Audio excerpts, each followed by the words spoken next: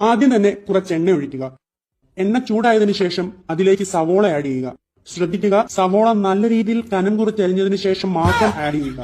കുറച്ച് കട്ടിയുള്ള കഷ്ണമാണെങ്കിലും കുഴപ്പമില്ല, കാരണം ഏറ്റവും അവസാനം നമ്മളിതെല്ലാം അരയ്ക്കുന്നുണ്ട്. ഇനി അതിലേക്ക് ആഡ് ചെയ്യേണ്ടത് ഇഞ്ചിയാണ്.